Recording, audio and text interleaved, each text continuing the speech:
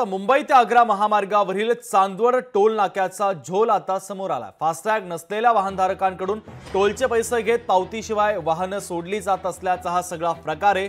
तर टोल कर्मचाऱ्यांच्या वतीनं बनावट फास्टॅगची एंट्री मारली जाते। टोलच्या झोलचा व्हिडिओ लोकशाही मराठीच्या हाती लागलाय। बनावट फास्टॅगची एंट्री केली जाते तर सरकारची फसवणूक केली जाते। चांदवड टोल नाका चालवणारे अंश रोडवेज आणि कोरल कंपनी पैशांचा मलिदा लाटत असल्याचा हा सगळा धक्कादायक प्रकार।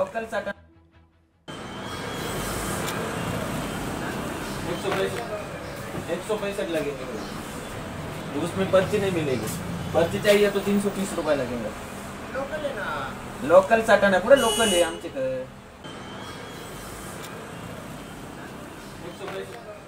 165 लगेंगे, उसमें पर्ची नहीं मिलेगी।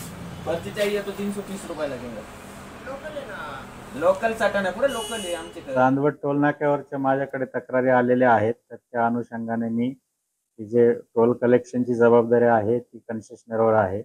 इरकॉन सोमा टोलवेज लिमिटेड म्हणजे ISTPL यांच्याकडे आहे। त्यांच्या मॅनेजमेंटला मी लिहिलेलं आहे आणि त्याच्याविषयी चौकशी चालू आहे असं मला समजलेलं आहे। चौकशी अंती निष्पन्न झाल्यानंतर योग्य तो त्याच्यावर निर्णय घेतील आणि ज्याच्यावर कारवाई करायची ते ISTPL घेईल।